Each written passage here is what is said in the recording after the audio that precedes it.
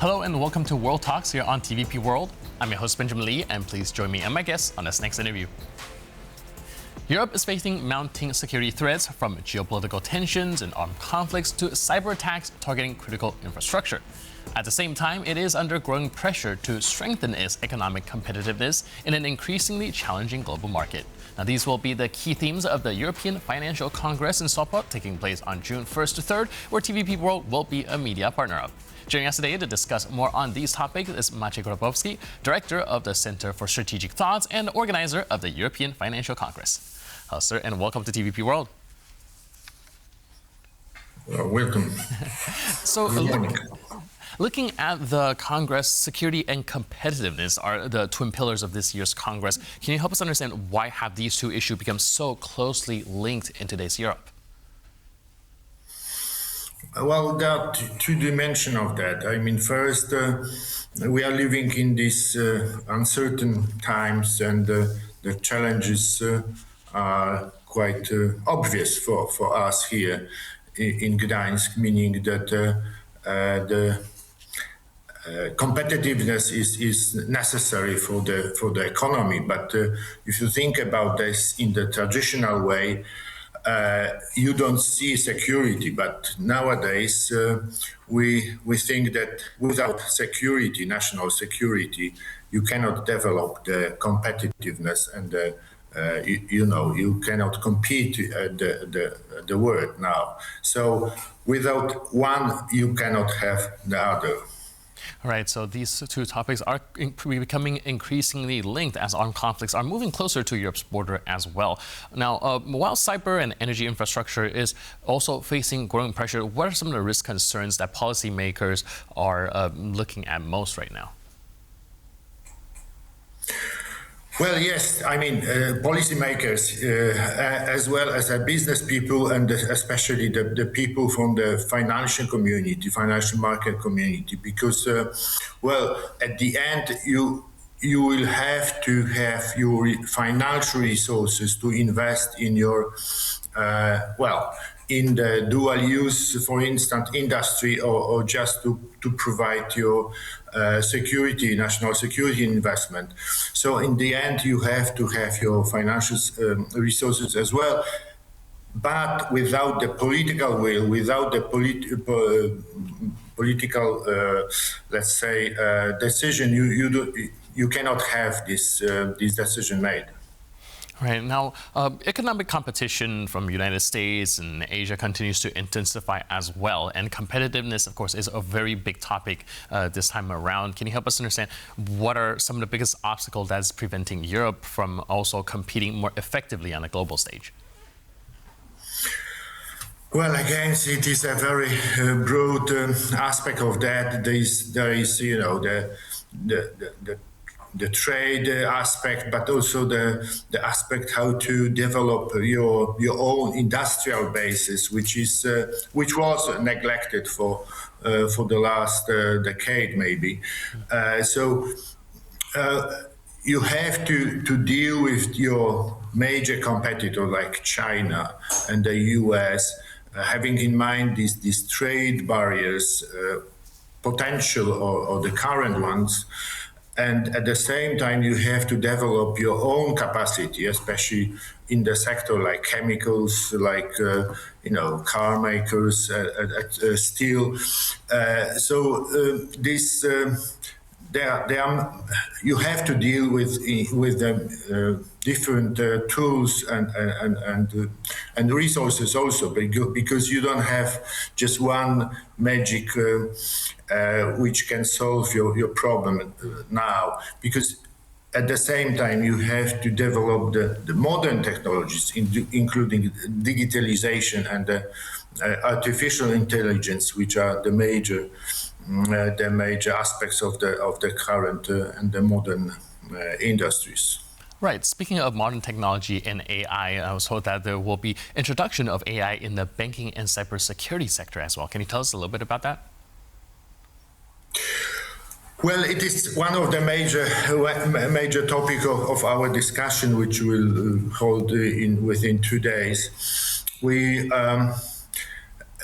Well, there are challenges and opportunities there. First, because this sector is developing in a very rapid pace, and you have startups, you have the major players. You have to be in contact with them, basically in the not only in your neighbors, but the world competitors. So. And the financial sector, which is maybe not widely recognized, is one of the leader in introduction of this digitalization and AI solutions. So my point is here that we have to be very careful about the possibilities to join these current developments, at the same time to provide the other sectors these tools to provide them with the with the possibility to compete with at the same time.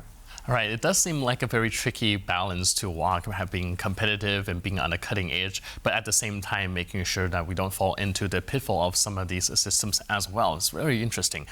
Looking at Poland, it has often been described as one of Europe's economic success stories. Do you think there are some lessons that Poland can offer to the wider European debate on competitiveness?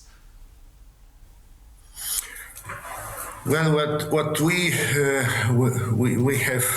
done is certainly a success from the economic point of view, and I believe that we still have some advantage over our European partners, including the will to compete and to develop. Yeah, and this energy is still there, meaning in Poland, and we are willing to do our best to be the world's leaders in certain areas.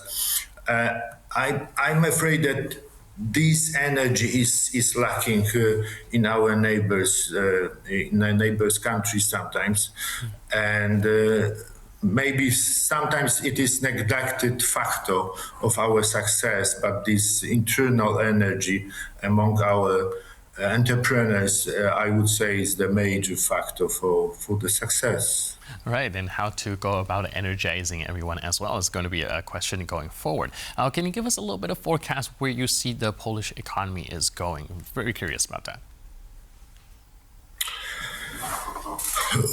Well, I am by and large I am more optimistic on that, meaning that the economy is relatively in a good shape, is developing at the pace of 3.5% annually, which is quite well.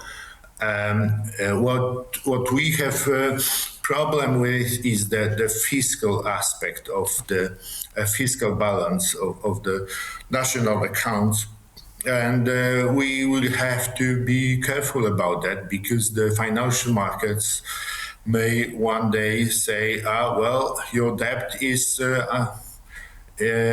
very high and you will have to pay a higher interest rate on your bonds and bills. So here is, I would say, some question marks, and we have to be careful about. I'm quite optimistic about the economy as such, especially the industrialization and the possibilities to develop new industries, including the dual-use industry. But at the same time, the public finances has to be improved at the same time. All right. Now, looking back at the Congress, the EKF is aiming to, of course, strengthen the stability and competitiveness of the financial system in Poland. And annually, they issue a declaration with guidelines for Polish economic leaders. Can you give us a little sneak peek, a little spoiler maybe, of what do you think this year's advice to some of the economic leaders would be?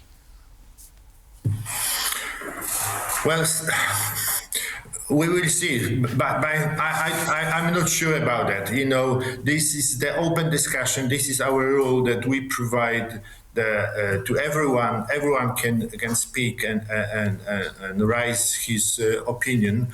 Eventually, after the event, we will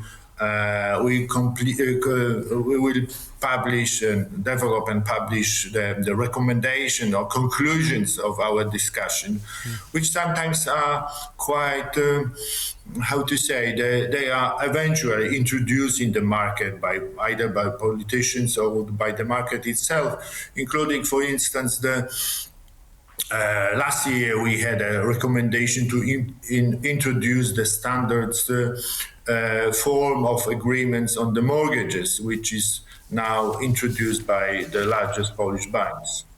Right. So, of course, we'll have to wait to see what is going to be discussed, and that is why we should be tuning into the conference as well. Now, we do have a little bit of time, and I'm wondering, personally, what practical outcome would you like to see emerge from this Congress with all the leaders from finance, business, government, and academia gathering together in Sopot?